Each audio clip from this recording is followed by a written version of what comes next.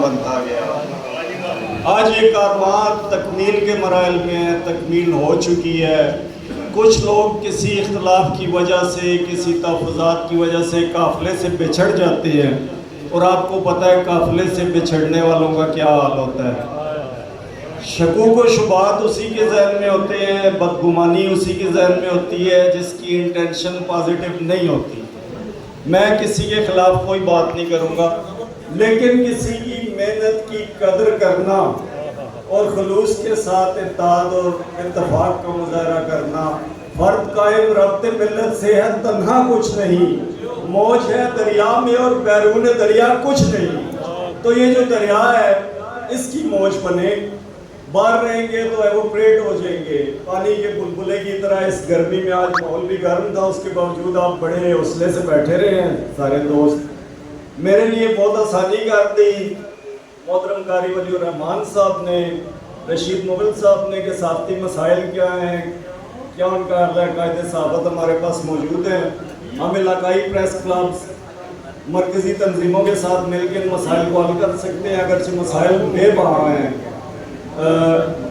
یقیناً ڈیسک کی رپورٹنگ، جو سیلریڈ پرسن ہیں جو صحافتی اداروں میں اس ٹائم، وہ بھی مشکلات کا شکار ہیں۔ علاقائی صحافی کو تو ادارے استعمال کرتے ہیں۔ ایک زمانے میں صحافت ایک مشن تھا، طب ایک مشن تھا، تعلیم ایک مشن تھا۔ یہ ایسا برا زمانہ آ گیا ہے سرمایہ دارانہ نظام میں کہ صحافت بھی ایک کاروبار ہے، تعلیم بھی ایک کاروبار ہے، اور صحت بھی ایک کاروبار ہے۔ تو اس میں علاقائی صحافی جو ادنا ترین ورکر ہے، میں پی ٹی وی نیوز سے ہوں، سرکار مجھے پیکیج بیس پہ، کیونکہ آؤٹ اسٹیشن رپورٹر ہوں تو کچھ نہ کچھ دیتی ہے جو میں نہیں لیتا، کیونکہ اگر اس کمائی پہ رہوں تو میرا خیال ہے میں یہ کام بھی نہیں کر سکتا جو آج ہوا ہے۔ تو بہرحال یہ کہ تحصیل کی سطح پہ پریس کلب صحافیوں کا حق ہے، وہ ہم نے پورا ایک مقدمہ بنا کے میں نے اور وسیم شاہ نے پیش کیا۔ محسن ایوب صاحب اس کو سمجھے، اسے لے کے آگے چلے۔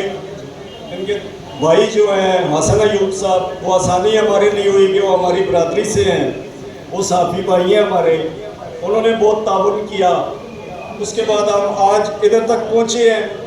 اور بات یہ ہے کہ پچھلی ساری تاریخ میں نہیں تو رہوں گا، یہاں بیٹھے دوستوں کو پتہ ہے بہت سی باتیں ہوئی، بہت سی میٹنگز ہو رہی ہیں، ایسے ہونا چاہیے، ایسے نہیں ہونا چاہیے، ایسے۔ ہم نے جو میسر ہے اس میں یہ بنا دیا ہے، یہ عبوری سیٹ اپ ہے۔ عبوری سیٹ اپ میں ہمیں کچھ ابہامات پیدا کیے جا رہے ہیں کہ یہ بلڈنگ الاٹ نہیں ہوئی، یہ فلانا نہیں ہوا، نہیں ہوئی الاٹ، بالکل نہیں ہوئی۔ محسن ایوب صاحب نے وعدہ کیا ہے اور عثمان بخاری صاحب سے بات کر کے وعدہ کیا ہے کہ آپ کو جی ٹی روڈ میں ایک مناسب ترین جگہ الاٹ کی جائے گی اور اس کے لیے فنڈ بھی مہیا کیے جائیں گے۔ ہمیشہ تنظیمیں بنانے کے ڈیو پروسیجر ہوتے ہیں، اس پروسیجر کو فالو کرتے ہوئے ہم نے عبوری کابینہ تشکیل دی ہے۔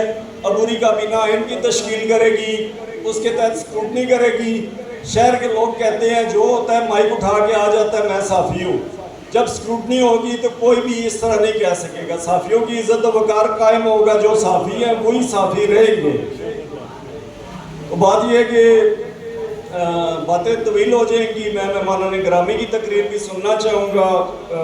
بس جاتے جاتے سارے صحافی دوستوں کے لیے ایک شعر کے، اے جذبہ دل گر میں چاہوں ہر چیز مقابل آ جائے، منزل کے لیے دو گام چلوں اور سامنے منزل آ جائے۔ بہت شکریہ۔